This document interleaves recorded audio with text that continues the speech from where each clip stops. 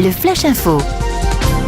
Et à la une, les chiffres de l'emploi en Basse-Normandie. En septembre, le chômage a augmenté de 0,8% par rapport au mois précédent pour les personnes totalement privées d'activité.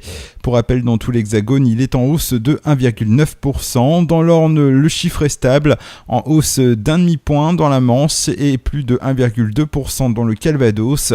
Concernant les demandeurs d'emploi ayant une activité réduite mais inscrits à Pôle emploi, leur nombre augmente légèrement de 0,3%.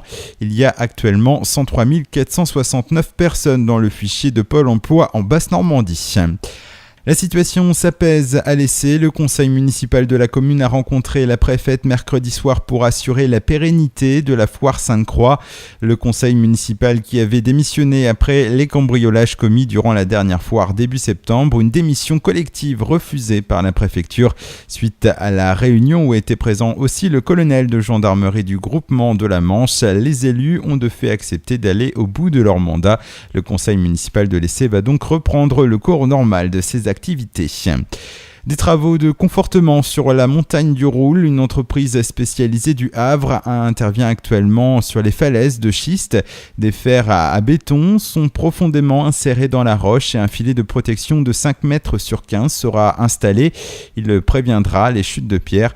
Des travaux d'autant plus utiles qu'ils ont lieu juste au-dessus des entrées principales de la batterie du Roule, une galerie creusée pendant la Seconde Guerre mondiale sur la montagne et que l'on peut visiter.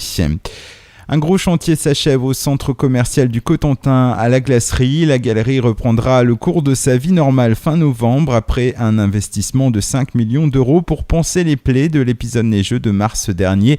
Une bonne nouvelle pour les différents commerces juste avant les fêtes de fin d'année.